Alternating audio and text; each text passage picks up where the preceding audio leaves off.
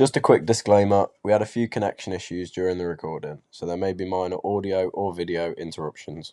We appreciate your understanding and hope you enjoy the episode. Welcome back to Inside Football, a KLCoaching podcast. This show features real conversations with coaches and players about development and the game, exploring how players actually improve, how coaches think, and the real experiences from inside football. Today, I'm joined by Ian Parker, more commonly known as Skinny, the manager of Gresley Rovers Reserves. In today's podcast, we'll be aiming to talk about his journey into management and the pathway he took, his vision for the reserves, his leadership style, and what it takes to build standards in an adult team and develop players and create a winning environment at his level of the game. So, Skinny, thank you very much for joining us today. How are you, mate? No, good, mate. Good to see you. Thanks for having me. Of course, no problem. So we'll start by just having a little bit of like a brief introduction for those that maybe don't know you. So if you just sort of take us through your background and what your role is and what you do currently in the coaching world. So currently manager of Gresley Rovers Reserves. Done that for 12 months now. I took over last Christmas. Previous to that, I did 7 years with the under-18s at Gresley. So yeah, that's where we are currently. Have you got sort of any past coaching background, or has it always been at So Gresley? I did alongside Gresley. I took Ralston under sevens all the way through to under 18s. Had the same group of players. Main 4 or 5 were with me all the way through from sevens to 18s, which was really good. And then the Gresley opportunity come along halfway through that. Yeah, because one of my best mate was doing it, and I just hopped on one Wednesday night and stuck around ever since. So you mentioned there about you taking the under sevens through. What do you think kind of kept those 4 or 5 together from minute one Yeah. to the end? How do you think you managed to impact those children and allow them to sort of stay on with you rather than going to find another team or stopping playing football? Yeah, it was really nice to go from 7 years old to see him grow into men pretty much. But it was just uh, even the lads that just played sevens, no, eights, nines, they still say hello nowadays. Like if I see them out and about, they still say hello. So I think I was just lucky to have 4 or 5 stay with me all the way through, which is quite nice. Yeah, absolutely. And we'll go on to, obviously you mentioned how you've done that with the under sevens and now you found yourself and found your feet at Gresley Rovers Reserves. If with this season, if we focus on this season, obviously you've only been with them for 12 months. What would you Yeah. say that success looks like for you in that team across this season? To be fair, where we currently are now is a success. Based on where the team was last season, we're now sitting fifth or sixth in the league.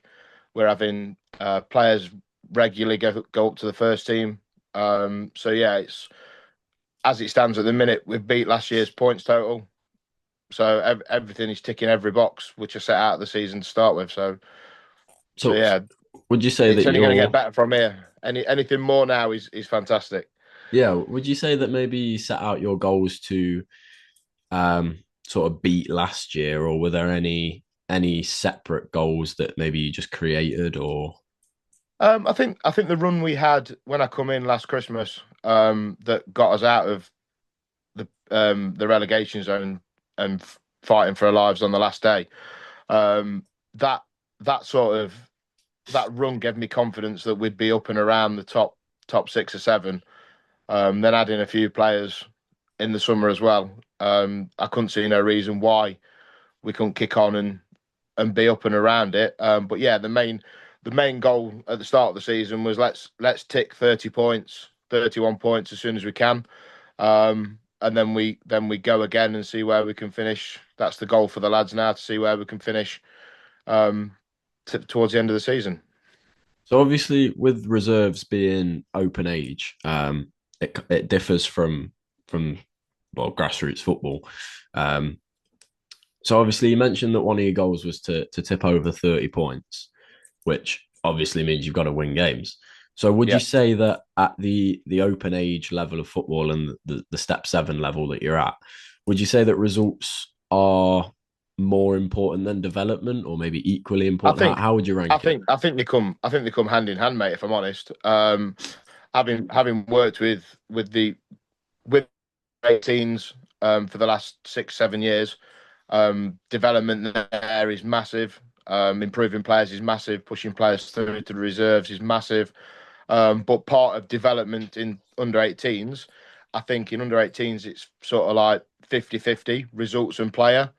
But the minute you step up to reserves and senior football, let's call it, I think development comes results become 75% of development and 25% player. I think the player is still important because you can work on them and then that gets your results better. But I think the development side edges towards results based as opposed to player based. Yeah, it definitely goes hand in hand. Now, you mentioned there about pushing the players onto the pathway that Gresley has. So, for those that don't know it's a pathway from right from 14s to 16s to 18s, then into reserves, and then into the first Yeah. team. Um, so how important is that pathway? How important is it to create that pathway for these under 14s to look up to, and also to be able to push the 18s and reserves of going, I want to be in the first team? Oh, it's massive. It's the more we can do, the more we can link the teams together, the better it is. The WhatsApp group we have with all the coaches in it is fantastic. That you get to see. I haven't done it as much this year, but previous years you get to see starting lineups for the different age groups on a Friday night. So you get to know players. So like the likes of Evan and Stevie and all them, I'd known their names since they were under 14s, under 15s. So I knew who they were coming through, which is a great thing to have. So then you get to know each team and each coach, and it's good community that we've got. So Yeah. So moving on to a little bit more about the reserves then, and creating that identity um, for the reserves. What would you say that you want your team being the reserves? What kind of identity would you say that they should have, or you want them to have? um, uh, to be aggressive, to press, to work hard, to take risks. Really encourage them to be brave and to get on the ball. The main thing for me is that if you make a mistake, you recover from it.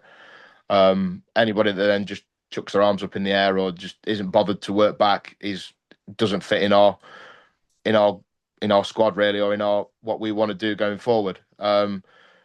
Positive attitude, like just working together. Really, the closer the group is, I feel that's something I'm really strong at is getting everybody together and everybody fighting in the right direction. We might not be mates. They might not all be mates off the pitch, and they might all go their separate ways. But for the hour on a Monday night and the 2 hours on a Saturday, then it's really important to get everybody together, and results seem to follow hand in hand quite nicely with that. And would you say that has to be pushed from a young age, or does it get pushed at a young age, or how do you sort of? It's hard to teach when they've gone through football, and then you're teaching them at an adult to do that. So how important is it to get that into them at an early stage? I think it's knowing the right character that you're bringing in as well, not just bringing somebody in for the sake of it, not just a knee jerk reaction to, oh, he's had two good games, let's bring him in because he might be a bad apple, and that spreads quite quickly. So it's trying to be a good judge of character, to know you get them to train in for 2 or 3 weeks, see what they're about, see what they're. That's fine. Just speak to them, get to know them a little bit, and then if they don't seem right, then don't take them on. The group is important. So yeah, the right group is massive. Yeah, now just on that little bit, that little segment that we've had, we spoke a lot about the team. So we'll move slightly over to more of you as a coach and a manager. Um, for you, what would you say that maybe your long term intentions and your long term vision for Gresley Rovers um, is? So obviously you've mentioned that this season you wanted to beat last season's total. But looking Yeah. more long term, what would you say that maybe your vision and intentions are there? Um. So so my and it's no secret. My goal for the reserves next season is to be pushing that top place. Looking to go and win it, to then push this team into step six to bridge that gap closer to the first team. If we can do that, then the gap to the first team is smaller. So therefore, when the first team go to recruit players, they look within first before going outside, and then it just brings that pathway even closer. So if the first team are in step five, step four, and we're pushing top half of step six, they're going to be looking for players to bring in from step five, step six. And if we're there, we can. Why not? Why aren't you looking at us first? Basically, that's where I Yeah, want the reserves to get to. But personally, I'd love the first team job. I'd love a job in step five, step four. That I want to go as much as I can. If that's with Gresley, then fantastic. But and and again, focusing kind of on both of those points that you mentioned about pushing the team up to high end of step six and pushing yourself up to 5-4. Um, how does that happen? Like, how do you plan to implement that as a manager as yourself? just hard work really. Putting the time in, looking at VOs, seeing at areas where we can improve, working with my assistant Neil. Getting getting good people around me, getting good players around me, building that group, and dangling the carrot to the lads of going, look, I want to push my career on, but I also want to push your career on. Like, let's do it together. Let's if no one's going to take a chance on you in step seven to give you an opportunity in step six, well, let's do it together. Let's take that jump together, and then you can. Then it's just proving everybody wrong. I love doing that. Love proving people wrong that we can do it. If somebody says I can't do it, I will do it. Yeah, I love that, and it kind of links onto my next question of building that relationship with the player and going, well, let's do this together. Um, is a form of a leadership style and a form of how you can be a good coach. Um, Yeah. which, like I say, moves on to the next question of how would you say that you describe your coaching and your leadership style? Um, I think it's sometimes my downfall a little bit. Neil, my assistant Neil, tells me I'm a little bit too like I'm your mate sometimes when work's work and plays play kind of thing. I'm still trying to learn that line of but I feel that's the best way of getting more out of people, to show that people that I'm committed, that I'm there for you. I feel that that makes them run that extra 5 yards for me. Um, so that's how I sort of do it. I don't proclaim to be the best coach on the grass, but on a match day, I feel that's where my strength lies. Having played for so many years, I feel that a match day and getting the best out of players is my strength. Coaching drills and stuff on a Monday night, I'm okay with, and I've got better at learning from Matt, picking stuff up from yourself, Connor Adams, who's with the first team, picking stuff up from him. I'm getting there with that, but my strength really lies with managing the players and managing on a match day is where I feel I'm better. Yeah, which is massively important of being that friend because I mean on the last podcast with Louis Burrows we were speaking about it from an education side of things of going, well, if you're their mate, if you've got a really good relationship with them, then they're going to run through brick walls with you. if they're turning up to training Yeah, going off, we've got Skinny, he's going to make us run, and they're not going to yeah. want to put the effort in. Oh, They're not going to they do do that. it. My pre-seasons uh, are hard, and the lads will tell you that. But I try and make it fun as well. Yeah, There's an enjoyment to it. It's hard, but it's fun. yeah, and like you mentioned, they know it. They know it's coming from a good place, and they know, like Yeah, you say, you want the best for them, and you want to develop together and work together in it. Um, yeah. so going off that, then, would you say that maybe your coaching sessions are a little bit more sort of democratic, or are they kind of player led, or because from what I'm guessing, they're not very autocratic of you going do this, do this, do this, do this. It's kind of I sort of like I like watching other people do sessions. I mean, the other Monday night I come down to the 18 session and watched one you did, and I kind of pinched it and did it on the Tuesday night. But I did it. I watch you do it, or I watch Matt do a session, or I watch Connor do a session, and then I'll go away and I'll do it my way. Like I won't necessarily coach it the same as you guys do, but I'll feel it. I'll go in the middle of the session, and that's where I feel I understand it a little bit more. Whereas, like, I try and imagine I'm playing it, and I'm taking part in it, and then I coach it from within, like, sort of outwards. So it might not stop start as much as some other coaches might, but I feel like I talk them through it in it as opposed to on the outside coming in, if that makes sense. yeah, absolutely. So would you say maybe your player career has helped you develop as a coach? Of obviously you mentioning that you try and sort of pretend that you're in the drill or in the Yeah, and practice. I think that comes from I should have started with that, but I'm a goalkeeper, so it comes from a lot of my time is spent watching everybody else from behind, kind of thing. So yeah, I feel like that's where I feel comfortable. So if I can see something happening from within or from behind, then that's where I feel my strength is. Obviously, having played in golf for a long time. So would you say that that's always been your style of coaching, or do you think your style of coaching has changed, has developed over time from maybe when you had those under sevens to now? Well, I used to join in with them, and it was me showing that. But if I join in with training now, I get taught a lesson or two. So yeah, I did I as younger kids, it was more I'll show you, you follow kind of thing. But now it's more yeah, I've developed into more not dictatorship, but like I'll point and show than joining in and showing, if that makes. Yeah.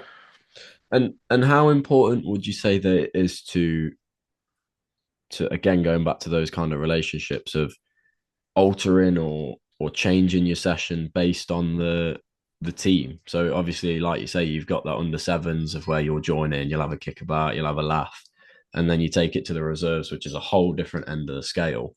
And now you're being a little bit more autocratic with it. And how important is it to Yeah, build those different I sort of relationships? I feed off the players. So our leadership group is very vocal. The leadership group I've got, obviously me and Neil picked it, so I trust their opinions. And if one of them just gives me a nudge through the session and says, "Oh, well, this might be better, try this," or I really do take on board what the players are feeling within it. If it works, it works. If it doesn't, I give them the freedom to sort of tweak it, but then I'll tweak it again if I don't feel their ideas work. But sort of giving them that freedom to develop the drill. Here's the basis of it, but if you feel we need to do this, let's do it. Like it just encourages them a little bit more, and they feel more part of it as well. Like they're involved a little bit more in decision making and stuff. Yeah, and how would you obviously using that leadership group, which is a fantastic thing to allow the players to have a say. But then it can be kind of a negative as well in a way because you've got to balance that authority of I'm still the coach. Yeah, So how would you say that you balance that authority with also allowing players having the ownership? I sort of listen to ideas. The ideas are coming from a good place.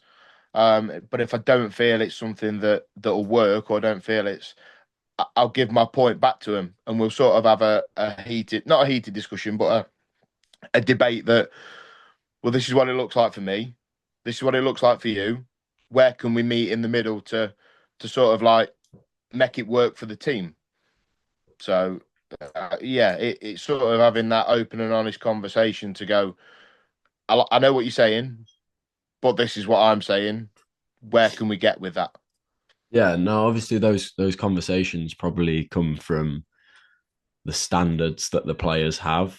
Um, so how would you say that you handle those standards that the players have, and obviously that you have of the players, both going hand in hand, and also handle the discipline side of things? How would you say you handle that, and what's the best way that you found?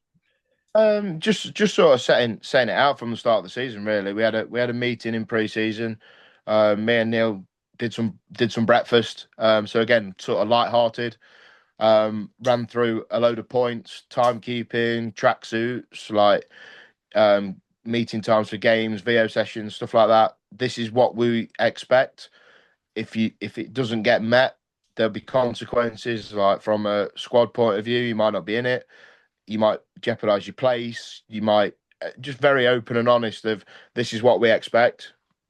If the meet time's quarter to 2, at quarter to 2 you're late. It's and there's a fine that goes with it, of course. Like the lads get a pot and we'll do something at the end of the season. So there's like again, it's a light-hearted. Are you 2 minutes late? That's £1 a minute. But it's a savings pot for the end of the season. So it's sort of balancing that strictness with again something to reward the lads with. And they bought into it. The fines have got less and less as the season have gone on.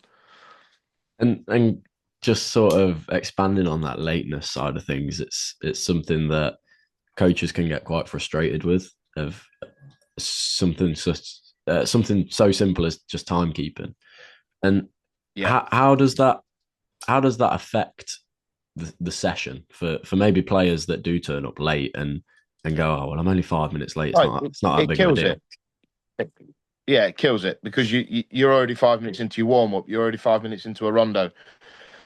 You're already counting your numbers. Like, oh, how many have I got? Oh, I've got 14. Perfect. Like, oh no, here's another one. Like, and you're constantly reacting to something else. Whereas at training, if the meet time's 10 past 8 for a quarter-past 8 start, at 10 past 8 everybody's there. It's job done. And I just say to lads, if you come in, if you're late and you haven't messaged me within plenty of time, then you might as well go home. Like it's that black and white pretty much. It's in all fairness, we've never actually had to send anybody home. There's been a couple of occasions where it's been close, but they know the line and they know they're all there pretty much. And it doesn't just only affect, like, obviously the session itself of counting the numbers, and you've got 40 off. Here's another one. Here's another one. Now I've got to change my whole session. It also kind of Yeah, it shows attitude, and are they bothered to come 10 minutes earlier than the meet time, and it does show a yeah, lot of something as yeah. simple as just turning up early. Um, Even like the 360 player that we use yeah, for availability and stuff like that. I've put a if you've not if you've not done your availability by 3 o'clock on a Thursday afternoon, 48 hours before the game, you'll find yourself out of the squad. And lads have only done it once this year, and they've been left out. And it's like, well, I'm not playing. You haven't done what we've asked, and they soon learn from it and they soon do it. So it's just taking something away once that they realise that and on that and on that and they point, just buy into it. on that point, then, would you say if your top player, your top striker, has said that he's available 24 hours before a game, but obviously you've Doesn't matter. said, yeah. So why what? So obviously sticking with those standards, would that there's sort of no excuses around that. Doesn't matter who you are. You could be a goalkeeper. Obviously, I'll find something else. I've been scratching around on a Thursday and Friday to get somebody else registered when the goalkeeper's not said he's available, or if I. It doesn't matter. It doesn't matter whether you've put 20 in the back of the net. If you don't do what we ask, then that week you miss out, and Yeah. we'll next man up. Like, And yeah, it's really important to have those standards, and if you're gonna have those standards, to stick by them no matter what. So no, I really love that. yeah, Um, we'll go on a little bit more about the player development side of things. Now, obviously, you mentioned at under 18s, it's kind of 50-50 split, and then it gets less and less on development and more on results, which is completely normal in football, and that's how the world yeah. of football works. Um, but but like I say, talking a little bit more about the development side of things, when developing players, because obviously it's not like with the reserves you've stopped developing them. Like it's not No. 100% about winning. You're still developing them. What would you say that you prioritize when developing these players? I think a lot of it's if you can get people with the right attitude and the right work ethic and the players buying into what you want to do, um, everything else comes hand in hand. The technical aspects of it, what you want them to do, from a fullback delivering a ball or from playing it down the line or whatever you want to build on. Um, I think as long as you've got the right attitude of a player, I think you can do, pretty much do anything really. So We've recently, I'm letting a little secret out here, but I, I don't mind. It's to help other people as well. But we recently changed shape halfway through the season because availability of players and players being injured made me think, oh, hold on a minute, we need to do something different here. And it literally took 2 3 sessions to drill something into them to come away from a 4-3-3 that they've been playing for years to change it slightly, and they bought into it within 2 or 3 sessions. It was fantastic, and then to see him execute it on a Saturday as well really shows that if you've got the buy-in, then anything's possible. yeah, so would you say at that age it's more of a now you've obviously mentioned about the formation change, so that's kind of more of a tactical side of the development. Um, at that age, is there much technical development? Would you say so? Maybe learning how to receive the ball differently, or would you say I they've think kind of I think got so. there? Yeah, there's the we challenged Ethan Kelleher at centre half. We challenged him at the start of the season to improve on his touch and his quality of distribution of the ball, and he's done that himself. He's gone away. He's had a ball at his feet. He's had his mates pinging him balls. He's got 2 assists now since Christmas from a cross into a box and somebody else finishing. So yeah, I definitely think there's room for improvement on the technical side of it. But again, it's that buy-in of the player. It's having that conversation with the player to go, look, this is the area you need to work on. Yes, we only have an hour on a Monday night, but I need you to do something out of it. I'm quite happy to help you, send you stuff, but need that buy-in from the player to go, yeah, on a Wednesday night, I'm going to go to the park with my mate. I'm going to do this. I need to get my fitness up. But so it is that back to that buy-in, and it's how much they want to do it. Yeah, now obviously that's kind of more on the psychological side of things of actually stepping up and doing it yourself. And with the psychological side of things comes confidence. Now, how would you say that you build that confidence in players that maybe lack it of maybe being not having the confidence to maybe message you and go, look, I'm struggling with making a 20-yard pass. Like what can I do? Maybe they don't have the confidence to do that or go away and practice it. So how would you Sort build of that confidence? sort of read it in them. Like I say, I like to get to know my players quite well. I try and pick up if they're struggling with something or if they're getting down about something, and kind of pull them in person as opposed to and then give them the confidence to just go, look, just message me. I'll send you something. Just message me and we'll work it out. Like, and it's giving them the freedom and the comfortable space to do that, which comes again from building the relationship and knowing the players. So yeah, you mentioned there about the relationship, and we've spoke a little bit about that relationship of building that rapport with the players, and obviously being their mate, but also being the manager and the coach. Now, with having such a good relationship with your players, can also come with a hard time when it gets to senior football of saying, look, the time's not right for you. Um, Yeah. and it can be quite breaking for those players. Now, how would you, what would you say that the players, the difference between the players who make it and don't make it, and the ones that you have to have that conversation with of going, it's not the right time at the moment. What separates the ones who make it and don't make it? I think, and I sound like a broken record, mate, but it is just that buy-in.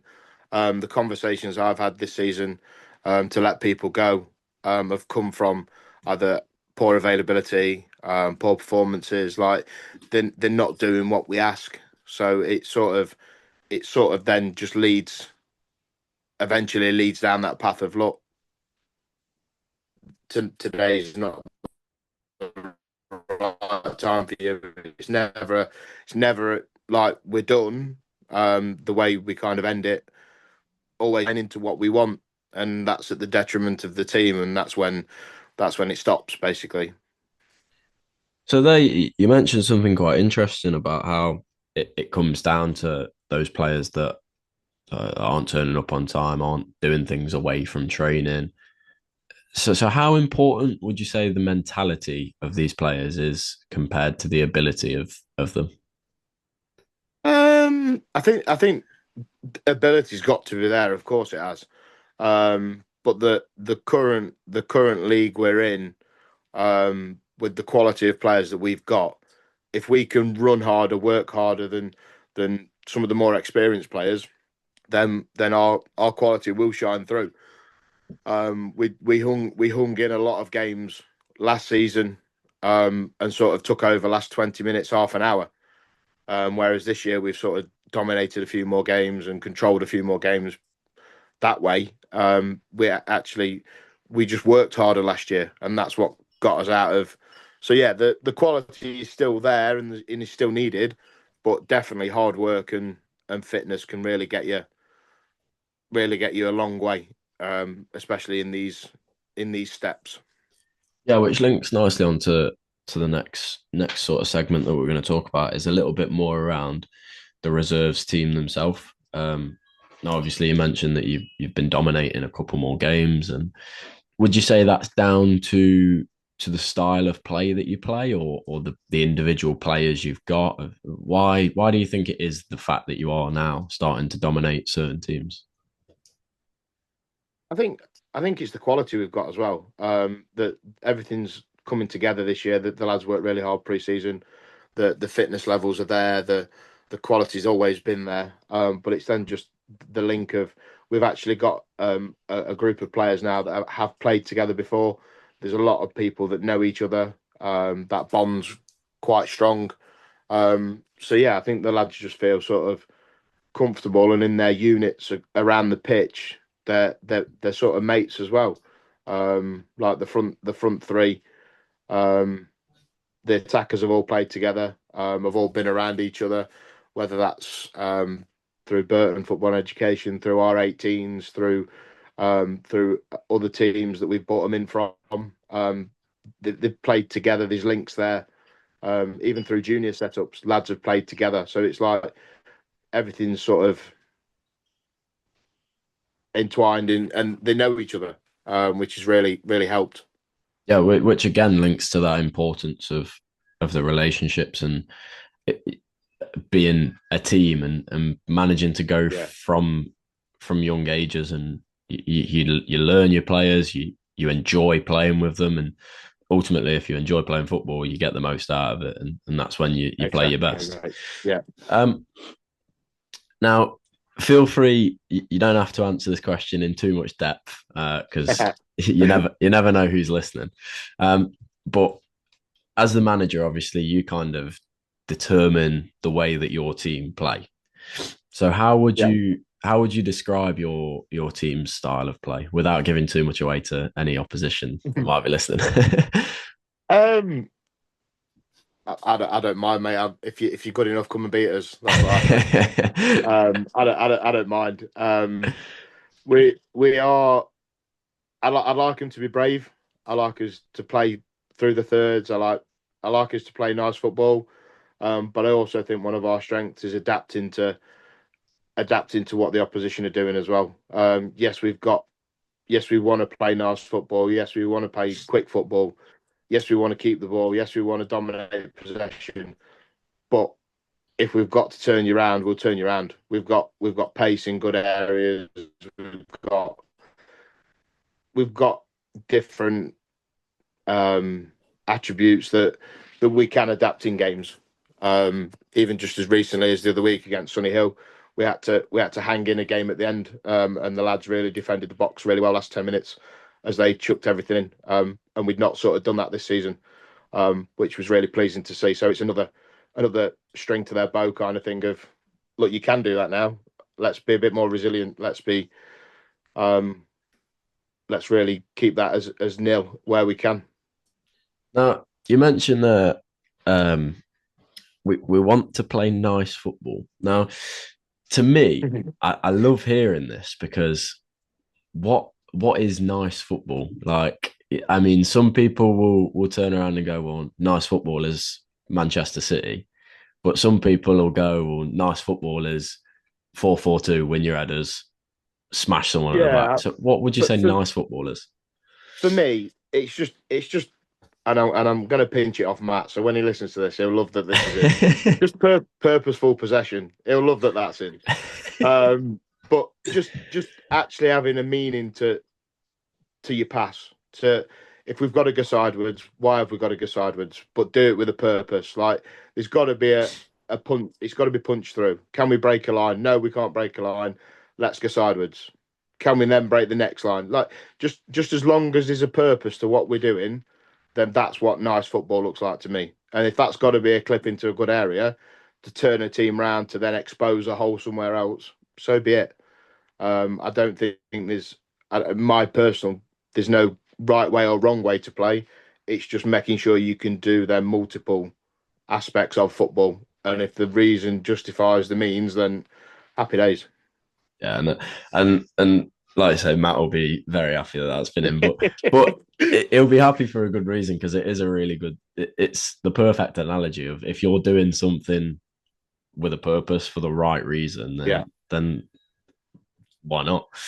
Um, yeah, and yeah, you mentioned about obviously having all the there's no right or wrong way, but having multiple ways of doing things. So I like to sort of use it as of playing golf. So if you go onto a golf course with a driver, the minute you're in a bunker, you're knackered. The minute you're on the green, you're yeah, knackered. nice. Yeah, So it's given the players of all the clubs. So if they end up in a bunker or have you got a yeah, wedge to get out of playing, and that's sort of kind yeah, of similar to football. Of well, rather than going, we always need to play forwards. We need to play to the right back, then into the centre mid. It's going well. Ideally, let's play this way. If not, use your other clubs in your bag and play yeah, sideways. But again, ask the question of why are we playing sideways? yeah. Um, Now, that's a little bit kind of the technical side of the game and the tactical side of the game. What sort of detail tactically um, would you say that you go into at a reserve level? Because looking at grassroots football, with me at my under tens and my under eights, if I mention sort of any sort of tactical stuff, it goes out the window. They don't understand it at that age. Obviously, reserve level, they all understand the tactical side. So Um, how much tactical knowledge is it in reserve level football? not not to the depth. I've been fortunate to be in the dressing room with our first team a few times this season, so not to the depth that they go into. But again, it was clear to the lads at the start of the season what we want to do, the way we want to play, how we play. The big thing, we ran through it a little bit more when we changed shape, that we needed to look to get the ball wide. So yeah, we just reiterate stuff on a match day. I feel it's important at our level to give jobs from corners, from set pieces, that sort of tactical aspect of it. I think it's important to know who's staying back from a corner, who's going up for a corner, make sure we're loaded in the right area. So yeah, from that sort of point, if one fullback goes, another one stays. There is certain bits that we touch on, but not from. There's not the depth yet that we don't need to go into the depth that our first team go into, or um the what they cover. Yeah, now obviously with these tactics can come um, flaws, because if you're set up a certain way and the other team aren't set up the way that you'd hope they set up, so if you've sort of and it happened with us with the 18s of we were set up and we knew exactly how to press when they had four at the back. As soon as they switched to three, we were like, Yeah. quick, we need to change something, and they didn't have Now that. what do we do? Yeah. Yeah. So how do you prepare for a different opposition of, like I say, you planned for four at the back, I, but they've got I five think at the back. I think he's just reacting in the time and trusting the lads on the pitch that can see it happening. So if either the captain or Tyler shouts over and they've done this, or a centre half shouts over, they've done. Oh, what about this? They're doing this. Or if like Nath, our number 9, shouts over, like we need to do this. Do it then. Yeah, let's look out. Let's see how it looks. And again, entrusting the players to go. You're playing it. I'm watching it from a different angle, but you're playing it. If you feel something, then change it. I'll agree with you at the point. But if it doesn't work, I'll be coming to you with a question of why did we do that? That's come away from what we set out to do. Why did we do that? And if they can justify it, then we work it out between us. But again, it's giving them the freedom and that trust to go. You're playing it. You can feel it. You tell me, because it's different from the sidelines. Yeah, and it goes back to again sort of having that democratic feel of a little bit more player led. But how much involvement would you say that you have in that sort of aspect? So is it completely all the players' decision of if they want to change something? For example, if you've got inverted wingers, but they don't want to play inverted, they want to switch. Uh, Sort of what would happen in that situation? I'd take it on board, and I'd just say, look, give me 5 minutes. Let me see how it plays out. And if I feel one winger's getting more joy, or we feel like we're not getting any joy, then yeah, let's change it. But but fundamentally, the decision, something like that, would come from me. Like there's a yes and a no. If you can justify it quickly, then justify it quickly, and I'll take it on board. But fundamentally, it's a yes or a no from me, and that's where it stops, really. Yeah, no, obviously, if that did happen, it would probably be a case of, I mean, Gresley are lucky enough to have a VO camera, so they get to watch all the games Yeah, back. So it could be a case of maybe watching it back and going, well, why did they do that? Did it work? Etc. Etc. and that's what we do with not only do I sit and watch him, my assistant Neil sits and watches him, and me and Neil speak pretty much every day about different things. We also sit down every couple of weeks and have a video session with the lads and go through certain bits and go through, like, we'll watch a 45 minutes and go, why did we do this, or why did we do that? Could we have done this? How But important is that sort of data and analysis at that level? Because obviously, when you get oh, into massive, the massive. Premier League, I It's mean, they've got years and years of data of going, this is how they play. We know yeah, exactly what they're going to do. You don't quite have that yeah, at that level, but you've got what you've got to work with. So how important is yeah. that? It's massive, and the tool's fantastic. The fact that at our level we've got the opportunity to have that VO, not only one VO, we've got two VOs within the club that all of us can use. It's massive, really is massive. So on that then, that's obviously one thing that has changed in football. The analysis side of things and the importance of that analysis side of things, and the technology that we now have in football. Um, what else would you say has probably changed in football over the last sort of 5, 10 years? Um, I think the players have, and that's me being really honest. I think the players now need different things. I think the players, when I first started playing, the players that are now sort of my age, when I was 17, 18, and the players that were in their 30s then want different things to what the 17, 18 year olds, 20-year olds want now. It's a different culture, it's a different environment, and yeah, your hairdryer managers, I don't think so much work nowadays. There needs to be bit more understanding of your players and a bit more. Yeah, I think the players have changed. And what would you say it is that the players maybe want now compared to 5, 10 years ago? They want that confidence that they can go and express themselves. They, if you get a good group of lads, they will respond to discipline. But I think they need that confidence to know that they've got that freedom to go and express themselves and to go and play. And I think that's a massive tool when you're coaching young lads, and especially, and even when I've been, because my daughter plays for the under 16s, the girls, even when I'm running the line for them, they just want the freedom to go and play football. So watching that from another point as a parent is massive. Just seeing people enjoy football and giving them that freedom to enjoy football gets results. And now with that freedom kind of links into player management of if you're telling your players to it's three touch football, then you're not giving them that freedom and No, you're managing them in a way that you maybe want to manage, but whether we agree or disagree on that is a different story.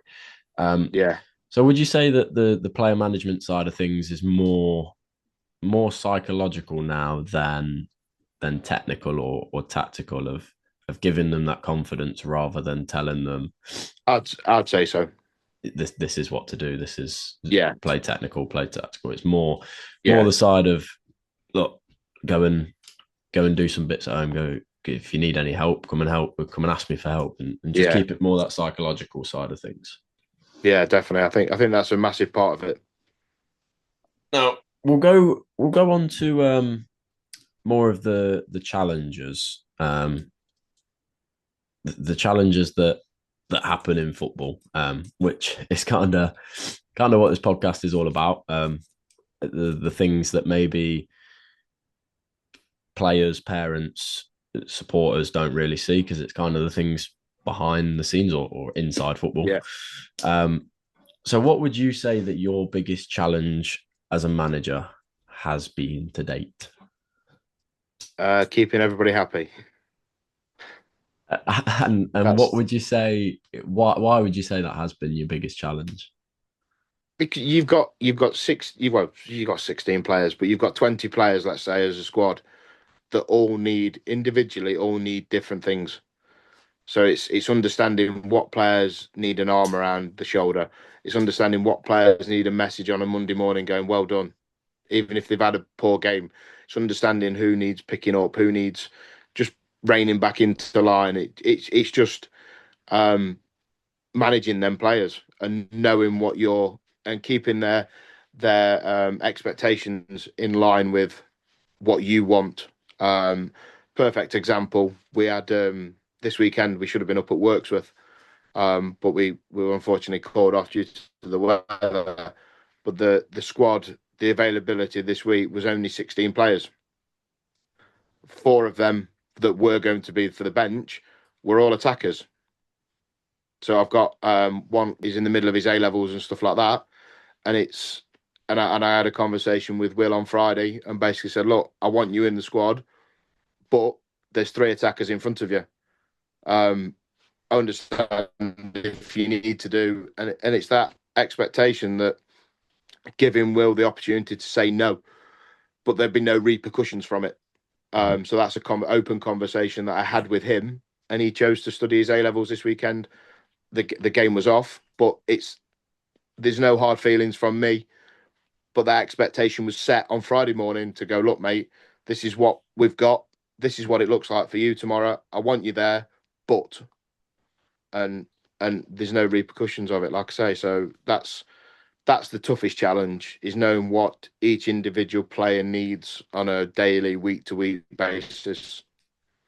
Yeah, no, obviously that example that you said there is quite an open and honest and good conversation, which comes often enough, but also rare enough. And you do get difficult conversations within football. How would you handle those difficult conversations that I'm sure you probably had plenty of throughout your coaching career? To just pull the band-aid off, mate. I listen to your podcast a lot. Just chuck that in there. But I listen to High Performance quite a lot with Jake Humphries, and the stuff that Gareth Southgate said on there, the stuff that Eddie Howe said on there. It's better to have that conversation quicker than let it rumble on for weeks. It might be a tough conversation, but have it there and then, and it's dealt with, and then you can move forward, whether that's forward in a progression way or forward parting ways. Now, on that conversation, it's come about a little bit more now. Well, a lot more now. The difficult conversations that academies have by releasing players. I think I don't know exactly how many years ago, probably about 5, 6, something like that. Once they were released, that was it. There was no sort of aftercare for the player, and it can take a massive mental toll on the player. So with these difficult conversations, what would you say is important around having those difficult conversations, and how do you still care for that player? Just sort of tough one really, but just find that middle ground of like, look, this is why it's not working. This is what needed to be done. You haven't done it. The door's not closed. You need to be playing football. I can't offer you that, but keep in touch. Like it's just, again, being honest of, this is why it's not worked. But also not destroying the lad, the girl, or whatever going forward, that then they don't play football again. Yeah, and like you said there, I think it's really important to be honest, and also the explanation behind it of going, well, you're not in the team this week, but this is why. And that links into Yeah, something that I think is really important of, well, if you're not in a team this week, I have no problem in telling you why you're not in the team, but ask me. I don't yeah, I don't want to have to come to you and go, yeah, you're not in the team because this. You should be wanting to ask me and go, why am I not in the team? I want to be in the team. What can I do? And that's yeah, again links into what we were speaking about being on time. It's those expectations that you have of players of wanting to be there and showing that persistence of, showing that willingness to do yeah, it. Yeah. absolutely. Um, Now something that you, from what I've seen, you haven't really had to deal with, but I'm sure in sort of your coaching career, you probably have had to deal with it, and it's something that happens in everyone's coaching career. Um, Losing runs. Now, how would you deal with a losing run? Um, it's a tough one. I think it's just, if the performance is there and it's sloppy errors that are costing you your goals and results. Time on the training pitch is key, and just working on deciding what to work on for us on Monday night would be number one. The VO is a massive tool for me to come away and sit and read, and well, not read, and sit and watch and understand what's gone wrong of that game, watch the goals back if we're conceding too many goals, to try and get to the bottom of it. So yeah, I think understanding what you need to work on, understand having a VO is a cheat code basically. It's great, um, but also then just keep the belief in the players. If they're not actually doing that much wrong, and it is just unfortunate, and football when everything else is failing, just keep working, just keep running, just keep working. The luck will change eventually, and it's just keeping that belief in the players that yes, it's frustrating, but keep going. Yeah, fantastic. Now, I'm cautious we've had you for about an hour now. So it's something that I've forgot to do for the past couple of podcasts. And it's the three quick fire questions and then one final closing question. So we'll do. Oh, I like them on the early ones. I know, yeah. We'll do the quick fire round. I will say it's not quick fire. Answer as quick as you want or as Yeah, long as you want.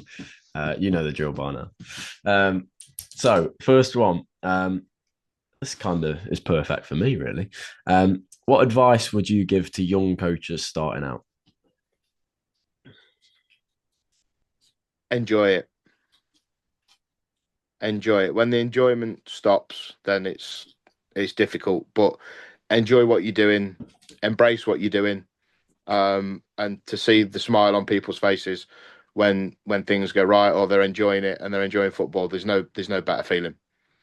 Absolutely. And I quickly realised that the first time I was in a Gresley changing room, when we'd won a game and Samba comes on and everyone's smashing the Yeah, place to bits. And there is and enjoy no matter who it's against. Enjoy the wins and learn from the losses. That would be my. You've got to enjoy everything. Everything's successful. Enjoy it, because if you don't enjoy it, then what's the point in doing it? absolutely. Um, what's one mistake that you've learned from most in your coaching career? Getting to know you. I mean, um, I think Matt will answer this better. I have mellowed no end. The biggest thing I've learned is what I do on the sidelines translates onto the pitch. Now my biggest weakness when I was a younger coach, I was very involved and I'd get very irate and I'd argue and I'd get booked on the sidelines quite a lot for voicing my opinion. I, Barring a little incident in November, I don't do that no more. I'm sort of mellowed out a little bit and working with Matt and other and Connor and Neil and stuff. It's really I now try and watch the game and try and encourage and my reactions on the sideline promote that. And when I am irate and and enthusiastic, shall we say, the players seem to panic a little bit more and they don't they go into panic mode and I'm like, oh, that's my fault kind of thing. And I've learned to calm that a little bit. So that's something I'm still in the process of doing.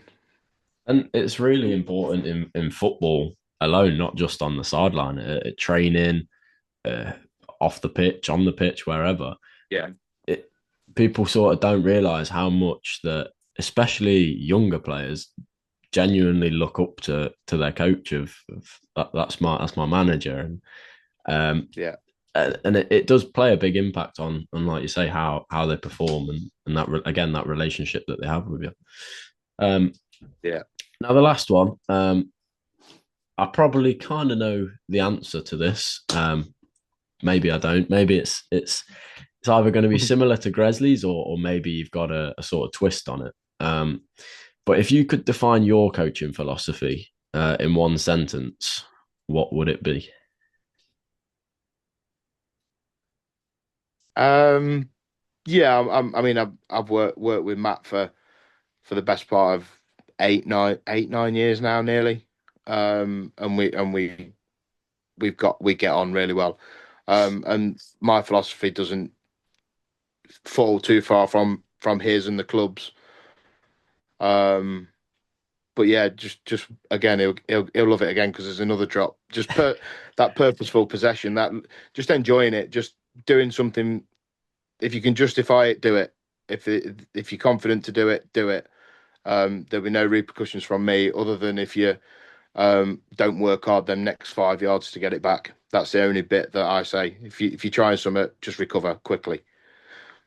Yeah, absolutely. Now, like I said, we'll wrap it up with this final closing question. That I'm quite intrigued to know the answer to, really.